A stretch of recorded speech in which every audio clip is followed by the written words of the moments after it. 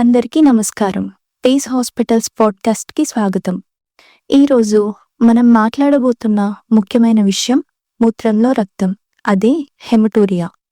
సాధారణంగా ఆరోగ్యవంతమైన వ్యక్తి మూత్రంలో రక్తం ఉండదు.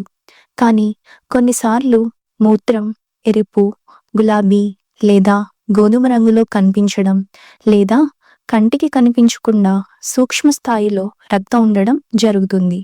ఇది మూత్రపిండాలు, మూత్రనాళం, మూత్రాశయం లేదా ప్రోస్టాట్కు సంబంధించిన సమస్యలకు సంకేతం కావచ్చు. మూత్రంలో రక్తం కనిపించడం అనేది ఒక వ్యాధి కాదు. అయితే ఇది మూత్రనాళ ఇన్ఫెక్షన్, కిడ్నీ రాళ్ళు, ప్రోస్టేట్ సమస్యలు, మూత్రపిండాల వ్యాధులు లేదా అరుదుగా మూత్రాశయం లేదా కిడ్నీ క్యాన్సర్ వంటి తీవ్రమైన పరిస్థితులకు హెచ్చరిక సంకేతంగా ఉండవచ్చు. కొందరిలో నొప్పితో పాటు రక్తం కనిపిస్తే మరికొందరిలో ఎలాంటి నొప్పి లేకుండానే రక్తం కనిపించవచ్చు. అందువల్ల ఈ లక్షణాన్ని ఎప్పుడూ నిర్లక్ష్యం చేయకుండా వెంటనే వైద్యుని సంప్రదించి అవసరమైన పరీక్షలు చేయించుకోవడం చాలా ముఖ్యం. ఈ ఎపిసోడ్లో డాక్టర్ ఏ. కిషోర్ కుమార్ గారు, కన్సల్టెంట్ నెఫ్రాలజిస్ట్ మరియు కిడ్నీ ట్రాన్స్ప్లాంట్ ఫిజిషియన్, మూత్రంలో రక్తం రావడానికి గల కారణాలు, కనిపించే లక్షణాలు, అవసరమైన నిర్ధారణ పరీక్షలు, అందుబాటులో ఉన్న చికిత్సా విధానాలు, ఎప్పుడు అత్యవసరంగా వైద్యుని సంప్రదించాలి, అలాగే కిడ్నీ మరియు మూత్ర వ్యవస్థ ఆరోగ్యాన్ని కాపాడుకోవడానికి తీసుకోవాల్సిన జాగ్రత్తల గురించి వివరంగా తెలియజేయనున్నారు. డాక్టర్ కిషోర్ కుమార్ గారు, పేస్ హాస్పిటల్, హైటెక్ సిటీ, హైదరాబాద్లో మాతో చర్చిస్తున్నందుకు ధన్యవాదాలు. నా పేరు డాక్టర్ కిషోర్ కుమార్. నేను హైదరాబాద్లోని హైటెక్ సిటీలో పేస్ హాస్పిటల్స్లో నెఫ్రాలజిస్ట్ మరియు కిడ్నీ ట్రాన్స్ప్లాంట్ స్పెషలిస్ట్గా పనిచేస్తున్నాను. ఈరోజు మనం హెమచ్యూరియా అంటే మూత్రంలో రక్తం పోవడాన్ని అనే కండిషన్ గురించి మాట్లాడుకుందాం. డాక్టర్ గారు, అసలు మూత్రంలో రక్తం అంటే ఏంటి? సాధారణంగా మన రక్తంలో ఎర్ర రక్త కణాలు అనేవి ఉంటాయి. వాటి వల్లనే మన రక్తం అనేది ఎరుపు రంగులో ఉంటుంది. ఈ రక్తం అనేది కిడ్నీకి ఏదైతే సరఫరా చేయబడుతుందో గుండె ద్వారా, ఈ రక్తాన్ని ఫిల్టర్ చేసేసి మూత్రం అనేది కిడ్నీ తయారు చేసేసి మన శరీరం నుండి బయటికి పంపించేస్తుంది. ఈ రక్తంలో ఉండే ఎర్ర రక్త కణాలని కిడ్నీ అనేది మూత్రంలో బయటికి వెళ్లకుండా చూసుకుంటుంది అన్నమాట. సాధారణంగా మూత్రంలో ఎర్ర రక్త కణాలు అనేటివి చాలా తక్కువ మోతాదులో ఉంటాయి. అవి మోతాదుకు మించి గనక మూత్రంలో ఉంటే దాన్ని మనం హెమచ్యూరియా అని అంటాం అనమాట. లేక మూత్రంలో రక్తం పోవడం లేక లీక్ అవ్వడం అని అంటాం. డాక్టర్ కిషోర్ కుమార్ గారు, మూత్రంలో రక్తం రకాలేమిటి? సో ఈ హెమచ్యూరియా అనేది రెండు రకాలు ఉంటుంది. ఒకటి మైక్రోస్కోపిక్ హెమచ్యూరియా, ఒకటి మైక్రోస్కోపిక్ హెమచ్యూరియా. మైక్రోస్కోపిక్ హెమచ్యూరియా అంటే పేరులో ఉన్నట్టు మన మూత్రం అనేది సాధారణ రంగులోనే ఉంటుంది. బట్ మూత్రాన్ని మైక్రోస్కోప్లో చెక్ చేసినప్పుడు అందులో అధిక మోతాదులో ఎర్ర రక్త కణాలు అనేటివి కనబడతాయి. దీన్ని మైక్రోస్కోపిక్ హెమచ్యూరియా అంటారు. ఇంకొకటి మ్యాక్రోస్కోపిక్ హెమచ్యూరియా. మ్యాక్రోస్కోపిక్ హెమచ్యూరియా అంటే ఈ మూత్రం ఏదైతే ఉంటుందో అది మన కంటికే ఎరుపు రంగులో ఉంటుంది. దాని అర్థం ఏంటి అంటే ఈ ఎర్ర రక్త కణాలు అనేటివి చాలా ఎక్కువ మోతాదులో మూత్రంలోకి లీక్ అవుతున్నట్టు అని అర్థం. దీన్ని మ్యాక్రోస్కోపిక్ హెమచ్యూరియా అని అంటాం. సో డాక్టర్, మూత్రంలో రక్తం ఎక్కడెక్కడి నుండి లీక్ అవ్వచ్చు? సో ముందేదైతే చెప్పానో రక్తాన్ని కిడ్నీలు ఫిల్టర్ చేసేసి మూత్రం ఎలా అయితే తయారు చేస్తాయో, కిడ్నీ లోపల ఏదైనా ప్రాబ్లం ఉంటే ఆ ఫిల్టరింగ్ అపారేటస్ ఏదైతే కిడ్నీ లోపల చిన్న చిన్న యూనిట్స్ ఉంటాయో వాటిని నెఫ్రాన్స్ అని అంటాము. వాటిల్లో ఏదైనా ప్రాబ్లం ఉంటే కనుక ఆ రక్తం అనేది మూత్రంలోకి లీక్ అవ్వచ్చు అనమాట. అలానే కాకుండా కిడ్నీలో మూత్రం తయారైన తర్వాత అది మన శరీరం నుండి బయటికి వెళ్ళేంత వరకు ఏదైతే దారి ఉంటుందో దాన్ని యూరినరీ ట్రాక్ట్ అంటాం. ఈ యూరినరీ ట్రాక్ట్లో కూడా ఏదైనా ప్రాబ్లం ఉంటే మూత్రంలో రక్తం అనేది లీక్ అవ్వచ్చు అనమాట. యూరినరీ ట్రాక్ట్లో 3 భాగాలు ఉంటాయి. ఒకటి యూరిటర్ ఏంటి అంటే కిడ్నీలో మూత్రం ఏదైతే తయారవుతుందో ఆ తయారైన మూత్రాన్ని మూత్రాశయం వరకు చేర్చేది ఆ కనెక్టింగ్ పైప్ ఏదైతే ఉంటుందో దాన్ని యూరిటర్ అని అంటాం. ఈ మూత్రాశయంలో మూత్రం నిండిన తర్వాత మూత్రనాళం ద్వారా బయటికి వెళ్ళిపోతుంది. సో యూరినరీ ట్రాక్లో 3 భాగాలు ఉంటాయి: యూరిటర్, మూత్రాశయం, మూత్రనాళం అన్నమాట. వీటిలో ఏదైనా ప్రాబ్లం ఉన్నా కూడా మూత్రంలో రక్తం అనేది లీక్ అయ్యే ఛాన్స్ ఉంటుంది. డాక్టర్ గారు, మూత్రంలో రక్తం రావడానికి గల కారణాలేమిటి? మొదటిది చాలా ముఖ్యమైన కారణం ఏంటి అంటే ఏదైనా ఇన్ఫెక్షన్ ఉండడం.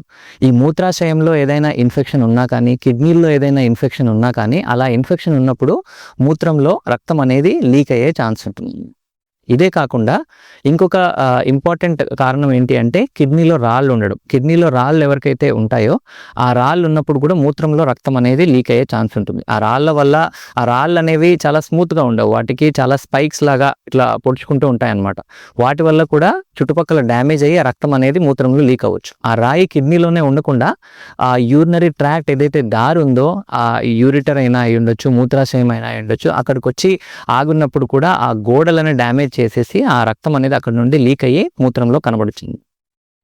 ఇవే కాకుండా మూత్రంలో రక్తం అనేది కిడ్నీ లోపల ప్రాబ్లమ్స్ ఉన్నప్పుడు కూడా రావచ్చు అనమాట. ఇంతకుముందు ఏదైతే చెప్పానో కిడ్నీ లోపల నెఫ్రాన్స్ అనేవి ఏవైతే ఉంటాయో ఫిల్టరింగ్ అపారేటస్ అని అంటాం, వాటిలో ప్రాబ్లం ఉంటే కూడా ఈ మూత్రంలో రక్తం అనేది లీక్ అవ్వచ్చు అనమాట. ఆ కిడ్నీ లోపల ఎఫెక్ట్ చేసే కండిషన్స్ దాన్ని ఏమంటాం అంటే గ్లోమరులార్ డిజీజ్ అని అంటాం. ఈ గ్లోమరులార్ డిజీజ్ అని దేని అంటాం అంటే ఈ కిడ్నీ లోపల ఈ నెఫ్రాన్స్లో ఉండే చిన్న ఫిల్టరింగ్ అపారేటస్ అని ఉంటుంది, మన టీ ఫిల్టర్ లాగా అనుకోండి. గ్లోమరులస్ అనే పేరు ఉండేదాన్ని, దాని లోపల ఏదైనా కండిషన్ ఎఫెక్ట్ అయితే దాన్ని గ్లోమరులార్ డిజీజెస్ అని అంటాం. సో వాటి వల్ల కూడా మూత్రంలో రక్తం అనేది లీక్ అవ్వచ్చు.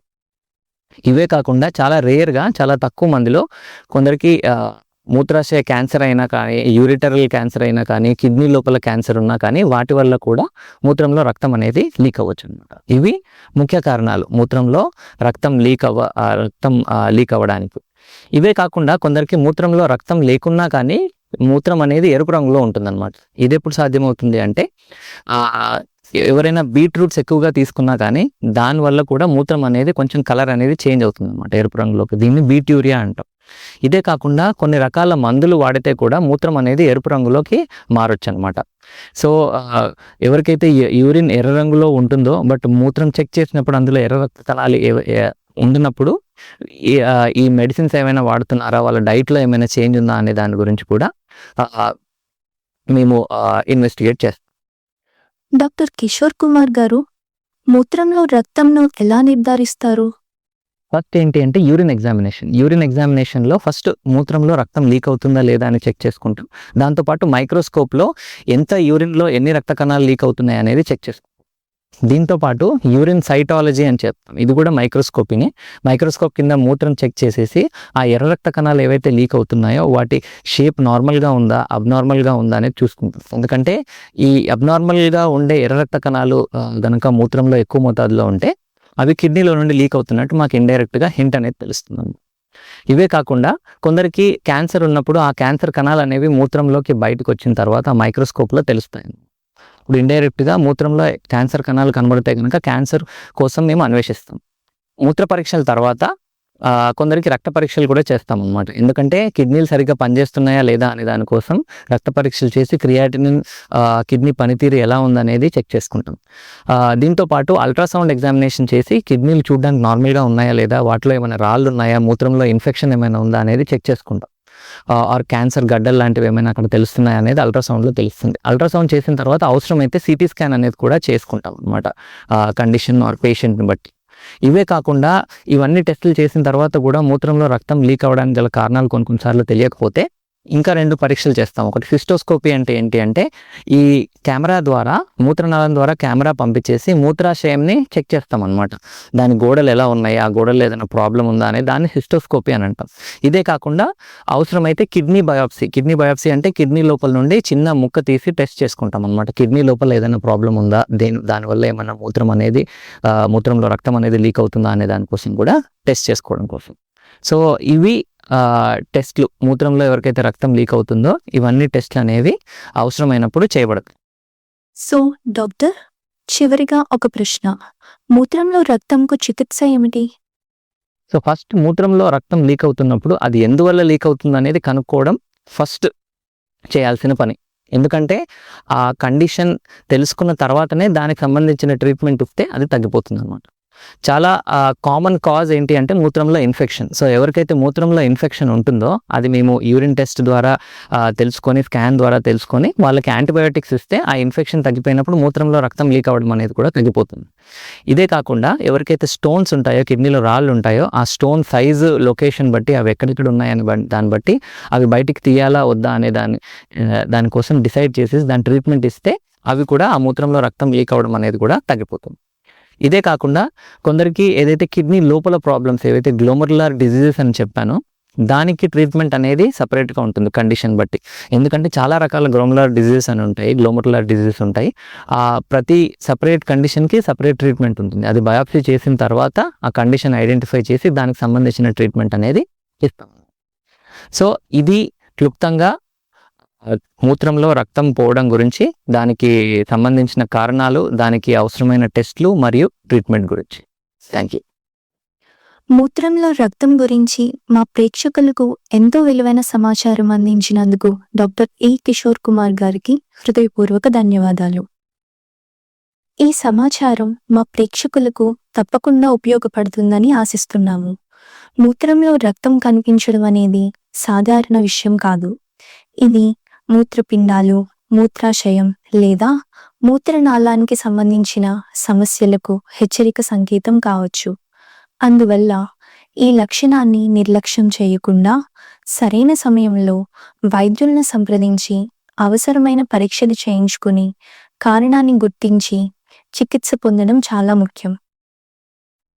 మూత్రంలో రక్తం కనిపించడం గురించి మీకు ఏవైనా సందేహాలు లేదా లక్షణాలు ఉంటే మీ నెఫ్రాలజిస్ట్, యూరాలజిస్ట్ లేదా వైద్య నిపుణులను సంప్రదించండి.